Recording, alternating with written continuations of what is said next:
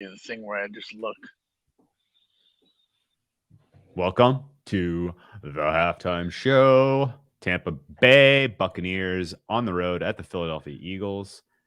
I don't have the volume up because we were just doing a little pre-production chat. Let's just assume the Boo Birds are out. I don't know.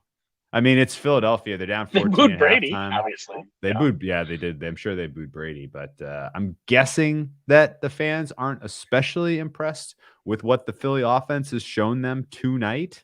I don't know. We'll give people a little bit of time to come in here, and while we wait, yeah, it was. we got a good. It was rough after that on. first one.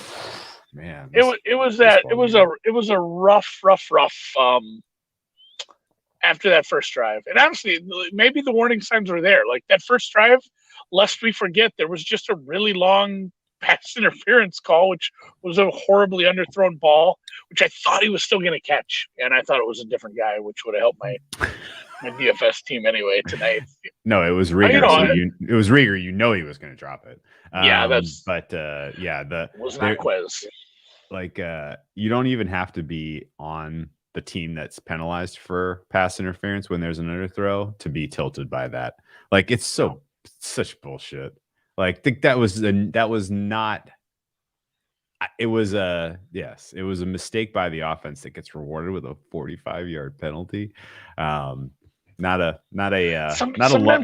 ideal part of the game. I don't know. Yeah, no, it's rough to be penalized for being good. They're saying Boo earns. I was saying Boo earns. Yeah, the running game for both teams is a little questionable that they're even using it. Although it's not like Lenny looks 23. I'm feeling 22, maybe even. T Swift's not like Lenny with the ball in his hands is not bad, especially a couple swing passes, couple short throws. Like playoff Lenny is showing up months ahead of time. I think we should start calling him Hall of Fame Lenny. Hall of Fame Lenny, 4th overall draft pick Lenny. Like, God bless his heart. I guess I don't know. He's not hurting them anymore. Real quick, I'm assuming producer Dan's hanging the win bet line here. Either way, Buccaneers -2.5, Buccaneers -0.5. Buccaneers favored for the second half. So we have a little bit of hard thinking here to do. If the Tampa Bay was a dog, I think this is a little bit easier call with what to do in the second half. The fact that they are half a point favorite, currently -117 up to -121. So there's a little bit of early enthusiasm for the Buccaneers. Oh my God, limits are already up to 20K. How about that? They waste no time on these primetime halftimes, man. They do, especially right up there. Especially, hopefully, the NFL network has to be hoping that they get. It's not, Brady coming home to Foxborough, but it's still the Buccaneers and Brady with the numbers that they did on that Sunday Night Football. Hopefully, for their sake, they're getting the viewers this night too. I'm not nearly as excited. Well, that game wasn't all that fun either. It was a rainy second half. It was kind of ugly, grinded out win. Good job for everybody who took the dog there. A lot of dog money came in here, and this ended up closing on the other side. I think it closed. I didn't really check at the very end, but it did end up, pushing to the other side of 7 pretty quickly. And I don't know. It basically closed a juicy 6 and 3/4. Yeah. It was plus 100 total. Plus 100 on the 7 if you wanted it, which is basically what I played. At times I thought I was going to get a little CLV. I saw -105 at one point today, and I was like, oh, maybe a lot of people are coming home. But they didn't ultimately. Let's talk about the game itself and see if we can find an angle to bet here in the second half. What's the total? Like 20, so 26? So 26.5 in some places, 25.5 in others. There is a 26 arbitrage if you want it. I don't know how we get to 26. Is Nick Sirianni the kind of guy that goes for 2 when he's down 14 and misses it? No. Maybe. Anyway, we won't do the math on that for now. So what did you see in the first half? You saw an overmatched Philadelphia defense. I think that's pretty clear. This passing offense for the Buccaneers was extremely sharp in the first 2 drives, Brady's only incompletion of note was a good pass. Antonio Brown just didn't get his feet down inbounds. And then, then Buccaneers, after scoring 2 touchdowns, got a little conservative. They had an easily convertible 4th and 1 that they dinked around with long enough that they had to take a timeout and then punt. That is super, super, super sloppy. And honestly, the Bruce Arians experience has kind of been like that for as long as I've kind of known it. He does those terrible things. A more aggressive coach or even you could see Brady had the team out there. He was like, we're going, right? Like we're doing depending, this. Depending on your 4th down bot of choice, and I choose the 4th down bot Baldwin.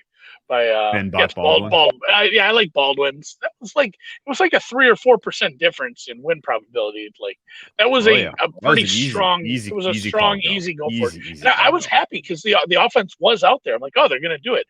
Navy was going for it. God bless them. They were doing it early on. Like do what the service academies are doing. And my biggest takeaway too is pass rush for Philly kind of non-existent. Brady under no pressure, and when he was under pressure, it was like the one guy breaking through, easily seen, and he just slides over. There's none of these jailbreaks where 2 or 3 are able to get through and he has nowhere to go. Has he maybe got sacked once? I'm not even sure if that's accurate. But he's gotten pressured. The pressure just wasn't there on those first few drives. And when your secondary stinks, and you have that many receivers, if you get no pressure, that's what you get on those first few drives. So I think they're probably going to have to bring some people. And again, you have enough offensive pieces where the Tampa Bay can just counteract that with we've already seen a bunch of screens. They have good screen games. So you bring some blitzes, you're going to get burnt with screens. I'm not sure the Philly has what it takes to slow this offense down enough to get close enough. And then noops. Congratulations! If you are a Brown Bag Bets listener, what do you call the Brown Bag Bets crew? Like, do they have a nickname? The Brown Baggers. The Brown Baggers. If you're a Brown Bagger, Noops tipped OJ Howard 28-1 first touchdown scored. I saw it and I was like, oh, that's an interesting look, because the balance of power has been shifting from Brait to Howard here the last couple weeks. I picked him up in a couple fantasy leagues. And Alex tipped 28. Did I get 30? Did I get 30 on OJ? Guilty. So congratulations to the outstanding Noops.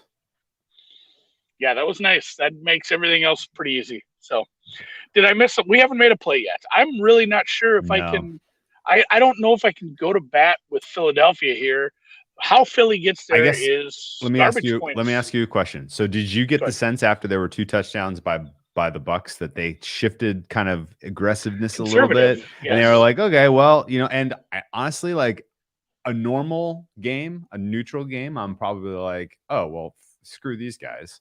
But trying to keep the Bucs defense off the field, I don't mind it. I don't mind like trying to not expose your defenses, considering Richard Sherman is now done. Their secondary. You have Jamel Dean and a bunch of guys who are replacement level who are playing above that, which is cool. It's cool that those guys are playing up, the Whiteheads of the world, the Edwardses of the world. But make no mistake, like the front, the first line, and even some of the second line is now injured across that secondary for the Buccaneers, and that's sketchy. Like I have as a Buccaneer ticket holder, I never feel really that good in this game, especially with the Eagles willing to take shots downfield. The good thing is, Hurts is off tonight. He is off. He's inaccurate in a lot of different, not just like his deep ball, like some of the middling stuff, the short stuff, sliding. Oh my God, sliding down for a sack instead of tossing it out of bounds. Drove me up a wall. What are we doing? Although I do have him is rushing under in a Prize Picks entry. So, just trying to get my head around how the second half goes. How many drives do we see for Tampa? At least 4. Probably. I think 4 is a safe assumption, because at some point Philly's going to have to just go for it on 4th down. And I was gonna say they might have a short field. They might have another interception. Like the floor for Tampa feels like 10 points. just by accident, even if they're conservative. Well, the market is making them like 13 points. Yeah. So that's what I'm saying. Like, it might just be Tampa team total. Gross, eat the chalky Tums and go with it. But and a roughing the passer. Like that. Has Tom got a roughing the passer yet? He gets one a game, I think. It's just two. That's the thing, is that the refs are calling this for an over game a little bit, and they only got the 28 points in the first half, so we might see a little nudge here and there in the second half. The Bucs did not take their foot off the gas last week against the Miami Dolphins at all. They smothered their blowholes, and it was off. It was ugly. I eat dolphin safe tuna here. I'm just saying. Okay. Well, the Tampa Bay Buccaneers were netting and smothering the Dolphins. They were coving them. They were coving them. And honestly, like, Tampa does have sort of like, you remember back in the day that Patriots always used to use the first quarter of the season like extended preseason? Yeah. Do you feel like the Bucs kind of did that this year? Kind of, right? Like, at least like some of the concepts they were running started offensively. A little slow. Well, and now. Oh no, I'm losing Andy. The damn Wi-Fi in the house. That's a mistake, phone. What are you doing? I'm here. You're scrambled like you're trying to, like you're a 13-year-old trying to get the cable to do the porn channel. Don't do that, Ann. Am I seriously? You look fine. I look fine in here. Yeah, now it's totally fine. Yeah. Oh yeah, it's all right. What are we doing then? I'm fine with just Tampa team total. Tampa team total over works for me, man. I'm fine with that. You're already on Tampa. I don't want you to put yourself in the middle here. It doesn't look like you smothered my Wi-Fi hole. Yeah, no, it needs to stay. We need to stay on the 5G here. So I'm fine with that. I don't really have a strong conviction. TV. It was Spice TV. Spice TV was something. All right, so you want to do Tampa team total over? I'm good with that. Yes, 13.5. All right, cool. Because honestly, over like 13.5. I don't know if Tampa's going to have to kick field goals. Honestly, no, they. I feel like they will end up with one short field. Yeah, that seems reasonable. Or one pick six, or one fumble six. Oh God. A pick six or a fumble six is in play on the Tampa side only, as far as I could tell you. Anything. So this is like a double-edged sword. It's not a double-edged sword. Both edges. It's like two edges pointing the same fucking way. Double edge at you, because if Philly gives them a short field, it's good. But if Philly scores, it's also good for this, because it'll drive them to pump up the aggressiveness just a little bit. That's true. So Philly screwing up royally. The double blades right in your face. They need a terminology for that. I'm going to come up with that this week. And it looks like some people played it pre-snap. Played over 30.5 pre-game. Good for you. Nice. You're ahead of ahead of the market, I guess. Nice. Honestly, the offense for Philly has been super, super, super sus, and I think they have had one or two first downs since that first drive. It has not been good. So yeah, I mean, again, as a Tampa Bay backer, I don't really want Philly to score, but now as a Tampa Bay Bucs second half team total over backer, I wouldn't be. I'm not losing sleep over that. A couple questions here. Why did the Dodgers switch up the starter? I think he still goes, according to my baseball people that talk more baseball than I know. They're just mixing it up and throwing off the lineup a little, and then using him in the middle. What was the other question here? Was who the hell is betting Jacksonville? I don't know. Miles Jack is out now too. Like, what is making you desire to take Jacksonville at this point? Other than Miami traveled last week, and Tua might be rusty off a break with an injury. I have no idea what. Tampa? No. What would be the reason to sit and take? Who's betting Miami? Who's betting either side of that game? Maybe somebody knows. Yeah, maybe somebody knows there's an injury issues for Miami, and those guys aren't going to play. That was a very good catch by Ertz, but it was all for 2 yards.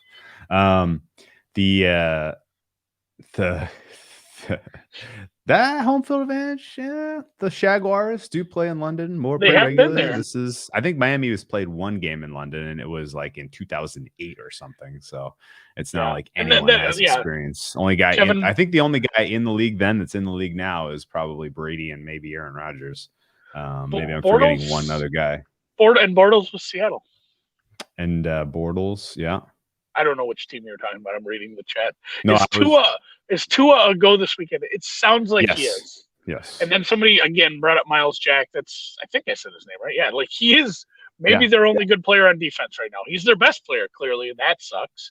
Urban negates any home field familiarity. Urban might screw up the scheduling over there. Well, yeah, and I mean, I haven't gotten any good vibes at all about what the way that the the way that the team is responding overtime to everything that's going on. You didn't yell overtime. I didn't yell overtime today, so I kind of forgot. Yeah, I wonder. That was a really good defensive series by the Buccaneers, man. Yeah, Vita Vea stays healthy all year. They have you should be throwing all the time because their secondary sucks and it's hurt, and you got Vita Vea up front. I guess. You know what you probably shouldn't do though. This is just me ballparking it. Don't throw it at Jamel Dean. That guy kicks ass. I want to call him Jimmy Dean. He is freaking good. I didn't actually see the number on the guy that defended that pass. I assume it was Jamel Dean. But why throw it at Jamel Dean? What are you doing? What are we doing here? It was Jamel Dean. Yes, he's the only good player on the field for them defensively. What are you doing? It's like when you have Kevin King out there and they were still throwing at Jair Alexander for the Packers. Like, just don't do that. Like, these are things literally the best part about football, maybe it's not the best part, but for this, the part about football is you can stop between plays and look around and see where everybody is. It's not like basketball or soccer where the play just goes on and on. You can just stop and be like, oh, there's the guy I shouldn't throw at. Hey man, I don't want to jinx this game. So this is a total hypothetical. Totally hypothetical. You are about to jinx it. Is Bedosa's dominating? Who's she playing? She is a bomb, man. Bedosa. Who's she playing? I forgot who was in the semis. Jabor, not Jabor. It's Kerber. Yeah, Kerber. Bedosa's up 6'4", 4'2", 30-0 on serve. So yeah, she's gonna win straights. Let's go, fucking Bedosa. The point I was gonna make, or the hypothetical I was gonna raise, not jinxing this. Never. If this continues, and if Jalen Hurts has two pretty underwhelming primetime performances under his belt through 6 weeks of the season, you pack it in. I mean, what do you do if you're Philly? You're 2-6. You're 3 games behind the Cowboys. If the Cowboys go on and win in New England this week, by the way, you have Gardner Minshew on roster. Like, you made the trade for Gardner Minshew. Well, that's the thing. I don't think they think Gardner Minshew is like a long-term answer. This is where I need some of my draft nicks, because I've caught up a little on this, but I am not in a good place as far as really knowing what the order of these quarterbacks going high for next year is. Obviously, the Radler thing is in a completely different spot. Yeah, it's certainly not this year's. And I mean, you have Howell, you have Ole Miss kid, you have a couple other ones. I mean, you have some lower level ones. There's some people that you can find. It's not like you wouldn't need like a top 5 pick to snag a quarterback next year. And also at the same time, it could end up being the Jaguars with one of the top picks who probably don't take a quarterback. Don't take a quarterback. They absolutely Jaguars don't. And Jets. The Jaguars and Jets are Jaguars and Jets. Yeah, the Jaguars and Jets are not taking quarterbacks. The Lions might. It's Jared Goff. He might find a home somewhere else. So you can get a decent quarterback probably in that 6 to 10 range. So it's not like you need to actively say we need to put Nate Sudfeld in here and gonna lose. No. But Minshew, you kind of want to know what you have. You have him on in an amazing. You have it'd be fine to see what you have. Yeah. No. There's right now the top the highest likely guy, at least in some of the draft markets I've seen, is the Thibodeau kid out of Oregon, who's an all-time pass rush prospect apparently. I don't know because I don't watch Pac-12 after dark because I'm usually blacked out after dark. He got dinged up. He missed a game, I think, too, so he didn't get to see him the whole season. But no, that, and somebody brought up the point too. I forgot about the Eagles have like 3 first-round picks as well, so you can take a quarterback and still go and get a pass rusher, go get an offensive lineman, go do your thing, get a receiver every year like you do. Yeah, so, you weren't joking. Like one of the other days, like the Eagles had 3 of the top 12. 3 top 12s. Yeah. Real quick, I want to vent about a play that just happened that you didn't see. Antonio Brown, Yak should be like 10 times higher than it is. He needs better cleats. He needs better cleats. He needs better instinctual which way to turn. He just had another 10 yards there if he breaks right instead of left, and he broke right into the defender. I don't understand it. He's done that 3 times. He's done that 3 times tonight, and that's like what I don't know what's going on here. The wide receiver spin, and he did it again. I mean, not just now. Hall of Fame Lenny converted the first down, so we can all take a deep breath. But I'm not gonna out this kid, but we had a kid who he was kind of slight in high school, but like once he got a little older, he grew a little. He picked up some muscle, and he turned out he was really fast, and we ended up playing him at receiver in our high school team, and he was very good. He had sure hands, he was fast, but he tried to do a spin move every time he found a defensive back. And I remember I didn't play, I sucked, and I remember the coach pulled him aside and kind of, I don't remember exactly, but it was basically, if you keep fucking doing spin moves every time you meet a defender, you're just not going to play.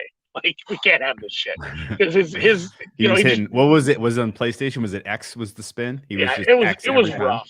It was pretty rough to watch. They weren't good spin moves. They're like spin and fall down backwards and lose a yard because you have shitty hometown refs if you're on the road. Yeah, that's AB. I'm glad he's healthy because I have him in some time. I was a 3 technique DL. Honestly, we had a small enough school. I played some nose guard. It is the Lenny show. Hall of Fame Lenny, man. Hall of Fame Lenny should have gotten that first down. He wasn't exactly reaching out for it. That's okay. It's almost like it's almost like the Buccaneers want to matriculate the ball down the field. Like it has that feeling to it. I hope it doesn't bite them in the ass. Oh no, Fournette 6 yards, first down. Good job, buddy. Hall of Fame Lenny is having a great freaking night.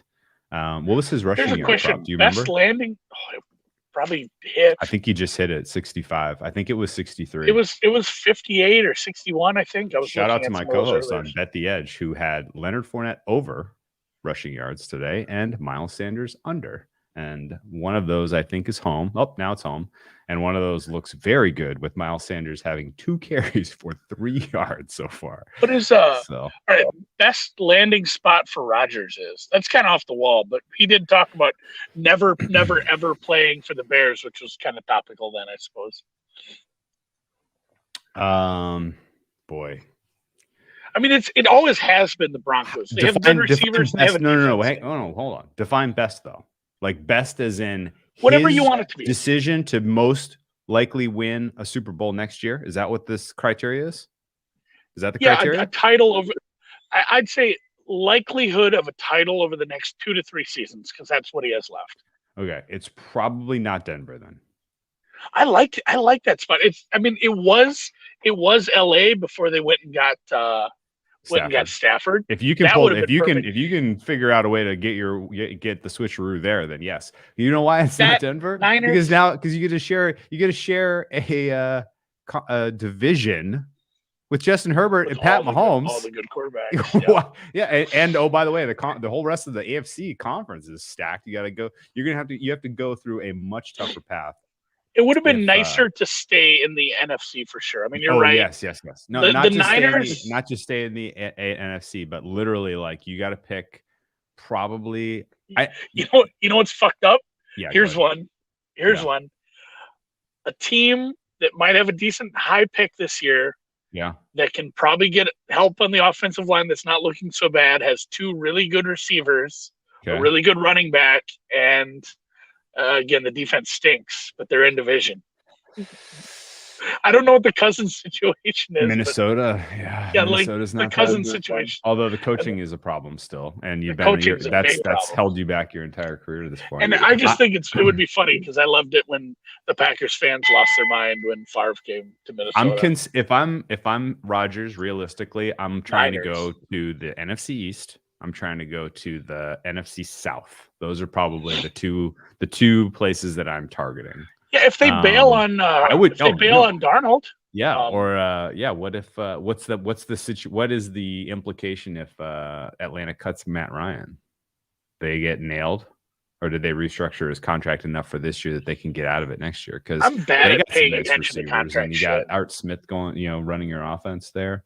Get to play indoors. How about what about Saints is interesting because you get to play with Sean Payton, and that team is loaded with talent outside the quarterback. It just sucks because Denver is the perfect situation if it weren't for all the other teams. Oh, you know where else you could go? Team fit. How about this? Indianapolis Colts. Did Tampa score yet? What's going on? What do you think of the Colts? No, they're just driving, and I think there was an injury, so it's an injury timeout. Yeah, Indianapolis Colts. You get to play with Frank Reich. That team has a great offensive line. Young receivers. 3 good running backs now all of a sudden. At least a nucleus on the defense you can work with. Leonard cap space. Yeah. Good offensive line for sure. Colts may be the answer because the AFC South is currently the weakest division in all of football. Colts is a good one. A good coach, a smart coach, a great offensive line to protect his ass. Mm-hmm. And the receiving situation is not as bad as I think some people think. Plus, Colts. Here's what you do if you're the Colts this offseason: bring in Rodgers, bring in Mike Williams from the Chargers. The Chargers did not tender Mike Williams a 5th-year deal, so he will be a free agent this year, and that guy is good. That is a player that is worth giving a bag. Bring in Mike Williams, put him opposite Pittman, cut ties with T.Y. Hilton, clear out some of the dead space on that roster, and I think the Colts are a contender if Aaron Rodgers goes there. Couple people brought up the Steelers. I think that's going to turn into the same kind of problem with the Browns. The Browns and Ravens are good. Ravens are always, now the Bengals and too. Cincinnati is all of a sudden almost good. Just you get 1 or 2 offensive linemen to click, maybe in free agency or in the draft, and a couple people, on the old defense there, and the defense absolutely stinks less than I thought it would. So, Cincinnati's a sneaky wild card team all of a sudden, which is nuts. Yeah. Washington football team is an interesting I think Colts call. Is the one I like the most, even though that is AFC still. Yeah, Washington football team is an interesting call, but honestly, I don't know that. If I don't know that his age, lets that happen. I wouldn't want to play on his. I wouldn't want to play on that turf. Oh, that's a great point. That is an injury waiting to happen. Yeah, I'd much rather be indoors, and I'd much rather be a Lucas Oil. Absolutely, I'd much rather be a Lucas Oil. It's a really, really big mess. If it weren't such a mess and he had a few more years, again, the AFC South, the Texans are just too messy. They have 1 good receiver, 1 really good left tackle, and that's it. It's just not enough to he doesn't. I'm not afraid of whatever. I'm not afraid of whoever the Texans get in the draft. I'm not afraid of Davis Mills. I'm not afraid of Trevor Lawrence. I'm not really afraid of Tannehill as long as he's with. Oh, come on! Oh, Hall of Fame Lenny almost got us there. What's feed down in distance? It is. Is this 3rd and goal? Second and goal. Okay. It is 2nd and goal. We all stay till somebody scores. We'd stay here until overtime if no one did. 1st and goal. It must have been a pass interference on Philly. How much time has come off the clock? I feel like the under 26 and a half backers are feeling all right, even with the red zone here. 6 minutes remaining. Right now, Tampa Bay is winning the time of possession 28-10. It is a lopsided if you get my drift. That was actually a kind of a ticky-tack pass interference. I think the refs would like to see points. I don't know why that would be a thing, but it does feel like it. What kind of gin are you drinking? I am drinking a California gin. It comes from St. George. Yes, St. George. God damn, Oh, good fucking I love pull. that one. Good pull. That's just a real. It's It's the hard one to with the find bear. around here. It's the bear one. The terroir, St. George. God damn. No, those Good are. pull by It's you. a very good gin. Hard to find. There's like one store on the north side of town that has it. I might have to get some of that, even though it is dark liquor season technically. There we go. Leonard Fournette up the middle. How about Tom Brady? What a magnanimous leader of this team, just allowing other players to score touchdowns. He's not padding the stats. He is willing to share some of the spoils. Yeah. This is good. Good job. All right. Well, I'm gonna go to bed then. To answer Joey's point, because it is a fair point. Gin. Oops, we keep getting more comments. Leftover gin, like you can't let it sit; it'll go bad over the winter. Also, we're having Indian summer right now. It is about 80. I'm expecting about 85 degrees this weekend, so I'll be at the beach. It's a nice little reprieve from from the reminder of the winter is coming. But it was 42 degrees this morning. That's kind of nice. I like the crisp weather. If it was fall, if it was cool, I'd probably be doing the brown liquor. But the brown liquor tends to make me warm. And if it's already nice and warm, as you can see, I'm in a t-shirt. I'm gonna go with the clear, with the gin. Back to gin season. All right, hosers, don't forget to hit us with a thumbs up on the way out.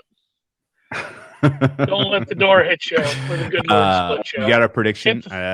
Look at this. We got man in scoring position for the Gigantes. Let's go. Ask me your prediction. I gotta go in. It's cold out. I can't ignore my hat. Yeah. Giants, Dodgers. Who you got? I would like to see the Giants win. I'm cheering for them and the mysterious bettor who has some big futures on them. I read about it in an article today. I'm cheering for them. Interesting. Yes. That's interesting. Is more at stake or less than Mattress Mac? I've heard they're at the game. Oh, better. Is it better X? No, it's better AD, right? So I did send them. Yeah, I did send them an idea to maybe get some chowder while they're at the game. Ooh, I saw that last time I was at AT&T or whatever it's called. Yeah, some the Boudin Bakery sourdough. Haul it out with a little chowder. That's what that is. Yeah, it's exactly what it was. Yeah. So, all right. Yeah, I'm going home. That's a good call, man. Yeah, it's that time of year.